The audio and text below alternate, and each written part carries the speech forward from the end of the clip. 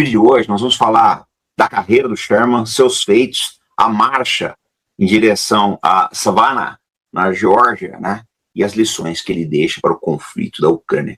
Hoje vou reagir a uma análise do comandante Robinson Farinaso sobre William Sherman, a Guerra Civil Americana e as lições para a Guerra da Ucrânia.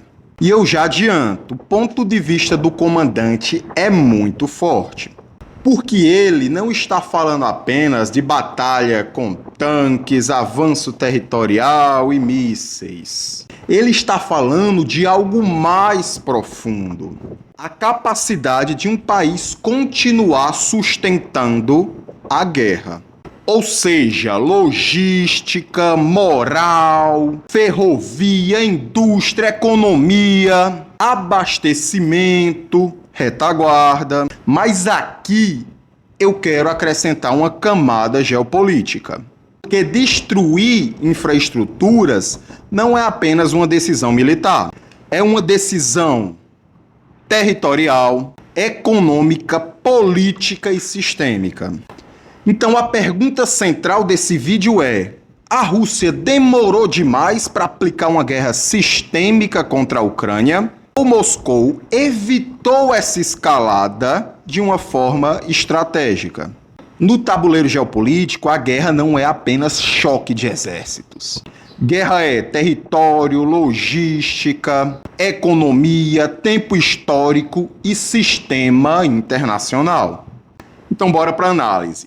O Sherman, ele é famoso pela arrancada em direção ao sul, né, onde ele destruiu toda a infraestrutura, logística, ferrovias, né, e também a produção de alimentos dos sulistas. O comandante começa voltado para a Guerra Civil Americana entre 1861 e 1865, destacando a geração de generais que aquele conflito produziu. Grant, Robert Lee, Sherman e vários outros.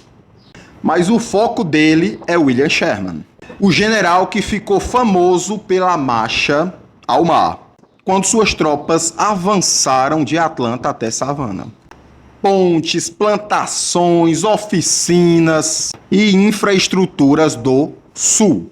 E aqui começa o ponto territorial geopolítico. Sherman não queria apenas derrotar soldados confederados. Ele queria quebrar o sistema territorial que permitia com que o sul continuasse lutando. Vamos ouvir. Esse mapa aqui, tá? Que mostra aí a marcha do Sherman. Ela dura aí 36 dias, vai de 15 de novembro a 21 de dezembro de 1864, e eles destruíram mais de 480 quilômetros de ferrovias, né, pontes, armazéns, plantações, indústrias e oficinas, né, e acabaram aí com a moral e a capacidade de guerra, né, do sul. Esse é o primeiro ponto central. Sherman percebeu que o exército não existe sozinho. Um exército depende de trilhos, comidas, armazéns, oficinas, indústria, cavalos, transportes, moral civil e comando político. Então, quando ele destrói ferrovias e infraestruturas, ele não está simplesmente praticando o vandalismo militar. Ele está atacando a capacidade de circulação do território inimigo.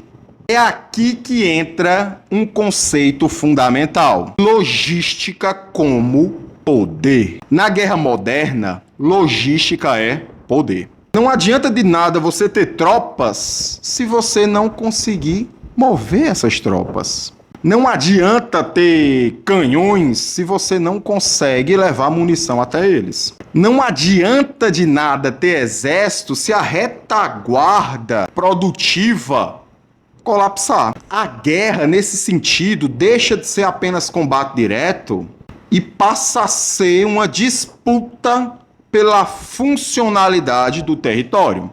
E isso é extremamente importante para toda e qualquer análise geopolítica.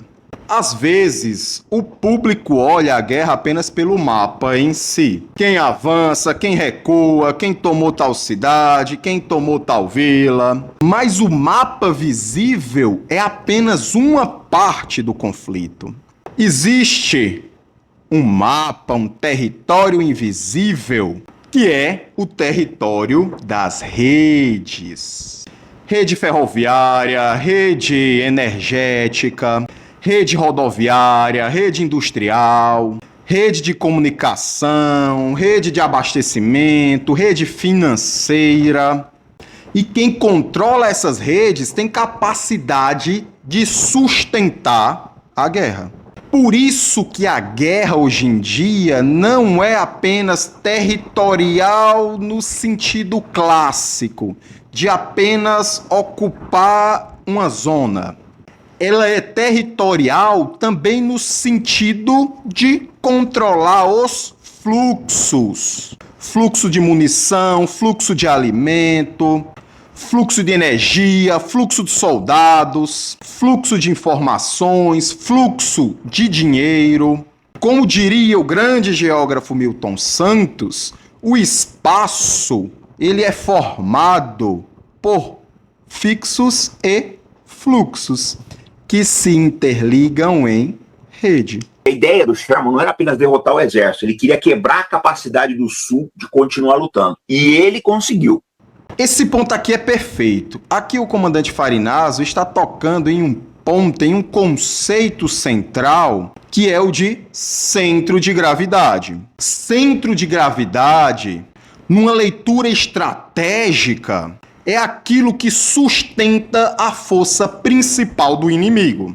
Não é necessariamente uma cidade, não é necessariamente a capital, não é necessariamente um general, uma liderança. O centro gravitacional pode ser a indústria, pode ser a moral da população, pode ser a logística, pode ser uma aliança externa, pode ser a energia, pode ser a capacidade de financiamento. No caso da Guerra Civil Americana, Sherman percebeu que o centro gravitacional do conflito não era apenas o exército dos confederados. Era a capacidade do Sul de continuar alimentando, movendo e abastecendo o seu exército. Então ele atacou a retaguarda e isso mudou completamente os rumos da guerra. Agora aqui a gente precisa ter cuidado, porque quando a retaguarda econômica e logística vira alvo, nós nos aproximamos de um conceito muito pesado, o de guerra total. Guerra total é quando uma guerra para de atingir apenas combatentes e passa a atingir a sociedade em geral. Indústria vira alvo, ferrovia vira alvo, alimento vira alvo, moral civil vira alvo. Aí aparece um dilema brutal. Do ponto de vista militar, atacar a retaguarda pode encurtar a guerra. Mas do ponto de vista humano, isso pode ampliar consideravelmente o sofrimento humano. Então, a discussão ela não é simples. Para ele, a guerra não deveria ser romantizada. A guerra seria, por natureza, crueldade. E aqui há um ponto filosófico importante. Sherman, obviamente, não está tentando suavizar a guerra. Ele está dizendo praticamente o contrário. Então a guerra deve ser encerrada da forma mais rápida possível, mesmo que isso exija uma destruição muito intensa. Esse raciocínio ele aparece várias vezes na história militar moderna. Foi utilizado como justificativa para bombardeios, sanções econômicas, a utilização de tática de choque-pavor, destruição de infraestruturas. Então essa tática ela pode ser eficiente militarmente, mas pode gerar também uma crise humanitária. Todavia, a realidade ela não é tão simples, tão preto no branco. É necessário também nós analisarmos a geopolítica, os conflitos de uma forma pragmática. E quando o inimigo está disposto a utilizar esse tipo de tática. E quando o inimigo está disposto a atacar civis, a atacar, por exemplo, uma escola, uma instituição pedagógica e provocar a morte de várias meninas, jovens, estudantes. Como lidar com o inimigo que ele está disposto a ir até as últimas consequências, independente dos danos humanitários e possíveis crimes de guerra que venham a ser cometidos. Muita gente diz, e eu concordo em boa parte, que o general Sherman ele foi o primeiro general da história da humanidade a compreender a guerra moderna. Tá? Guerra moderna, logística, a guerra psicológica, né? E as operações de destruição da infraestrutura estratégica do inimigo, que foi o que os Estados Unidos fizeram com o bombardeio da Alemanha nazista na Segunda Guerra Mundial. Então, assim, o pensamento do Sherman, ele acaba influenciando aí, né, muitas das guerras do século XX. Nesse ponto, eu concordo demais com o comandante Farinazzo. Sherman antecipa vários elementos da guerra moderna. Era um visionário.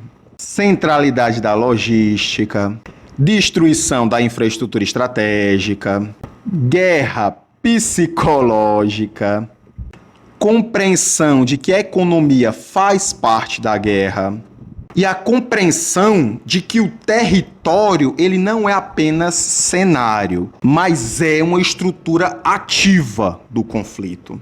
Essa é uma frase que eu sempre repito. Em uma guerra, território não é cenário, território é arma. Um rio pode ser arma, uma ponte pode ser arma, uma refinaria pode ser arma, um porto pode ser arma, uma montanha pode ser arma, um deserto pode ser arma, uma rede elétrica pode ser arma. A guerra moderna transforma o território inteiro em um sistema de combate. A guerra da Ucrânia ela vai entrar no 5º ano agora, em fevereiro. Bom, o que está acontecendo é o seguinte. Os ataques sistemáticos de drones e mísseis ucranianos contra a infraestrutura petrolífera da Rússia começam a ter um peso bastante grande, tá? Na economia e principalmente também na confiança do governo. Mas eu acho que talvez mais tenha impactado a sociedade russa foi esse ataque que houve em Starobelsk, aí, um alojamento onde morreram 21 crianças. Aí a Rússia fez um ataque devastador, né? Ela mostrou que tinha capacidade de fazer um ataque devastador contra a Ucrânia. Mas acontece o seguinte, se esse ataque tivesse sido feito alguns meses antes, alguns anos antes, talvez a guerra já tivesse acabado e o massacre de Starobelsk não teria acontecido. Massacre esse de passagem, que a imprensa ocidental está se recusando a cobrir. Isso é um fato. Né? Quando teve o massacre de Bucha aí, tinha caravana de jornalista para ir para lá. E agora não tem, então a gente começa a duvidar aí da idoneidade da imprensa na cobertura e também da isenção da imprensa na cobertura desse conflito. Agora o comandante faz a ponte para a guerra da Ucrânia. A pergunta dele é: a Rússia deveria ter entendido antes a lição de Sherman? E essa é uma pergunta muito forte. E para responder, nós precisamos separar 3 coisas: logística militar, logística política e logística sistêmica internacional. A gente viu vários casos da Ucrânia atacar e algumas vezes ter sucesso, né, generais russos aí em Moscou e outras cidades.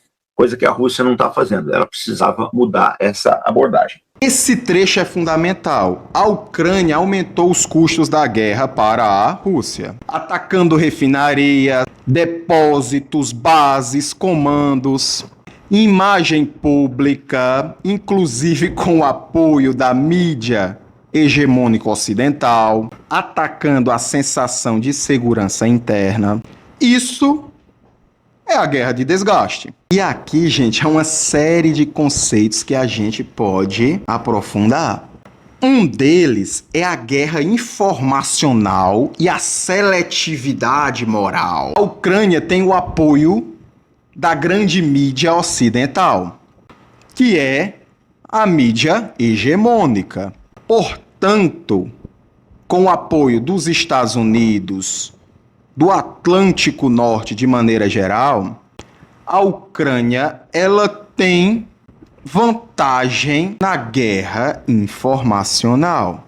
E aqui a gente pode discutir também uma outra situação: a seletividade moral. Enquanto o Ocidente condenou de forma violenta a invasão da Rússia ao território soberano ucraniano, houve uma seletividade brutal a uma série de invasões cometidas pelos Estados Unidos e seus aliados. E aqui a gente pode citar uma lista quase infinita: Afeganistão, Iraque, Líbia e por aí vai. E quando a Ucrânia ela utiliza ataques que produzem um sofrimento humano, que ataca direto ou indiretamente a civis, há uma seletividade moral por parte da mídia ocidental, quando, do contrário, o mesmo não se aplica. Então, talvez por isso, a Rússia ela tenha sido mais cautelosa. Se a Rússia continuar com essa leniência, essa guerra vai se prolongar por mais tempo, com prejuízos muito grandes aí para a administração de Vladimir Putin. E aqui nós vamos para a tese mais forte do vídeo do comandante. Ele está dizendo que a Rússia demorou demais para aplicar uma lógica de guerra sistêmica, o que faz todo sentido do ponto de vista militar. Mas durante muito tempo a Rússia tentou manter a guerra abaixo do patamar de escalada. Por quê? Para evitar uma resposta direta da OTAN, para preservar sua imagem diplomática, para manter o discurso que a guerra é contra o aparato militar ucraniano e não contra o povo ucraniano em si, para evitar que a Europa fechasse por completo certos canais de comunicação. Haja vista que houve uma tentativa violentíssima de tentar excluir a Rússia do sistema mundo. Então aqui nós temos duas camadas diferentes. Enquanto do ponto de vista militar faz todo sentido que a Rússia ela rode a faca o mais rápido possível, há outros elementos em jogo que faz com que a Rússia acabe optando por uma postura mais cirúrgica, mais cautelosa nos seus ataques, o que prolongou e muito a guerra da Ucrânia. Todavia, talvez a guerra esteja se encaminhando para um outro rumo. Talvez, finalmente, o urso tenha rugido. E após o ataque, por exemplo, que eu citei anteriormente, de uma instituição de ensino com a morte de vários jovens, na maioria deles meninas, a Rússia apresentou um novo plano de combate e atacou fortemente o hub logístico da Ucrânia. E os ataques seguem acontecendo de forma intensa. A pergunta é: a Rússia terá a energia combativa à disposição e a capacidade logística, uma vez que os mísseis utilizados não são nada baratos? Será que nós teremos finalmente uma mudança de postura e uma maior agressividade por parte da Rússia para buscar solucionar o mais rápido possível esse conflito? E até que ponto isso pode gerar um efeito negativo para a imagem internacional da Rússia? Responda aí nos comentários. E diz aí, você veio aqui pela indicação do comandante Robinson Farinazzo, do Arte da Guerra? Já curte, comenta, compartilha para o máximo de pessoas possíveis, para que o nosso canal cresça cada vez mais rápido e para que análises como essa seja cada vez mais frequente. Esse é o Tabuleiro Geopolítico, eu sou o professor Ítalo e eu te ensino as regras do jogo.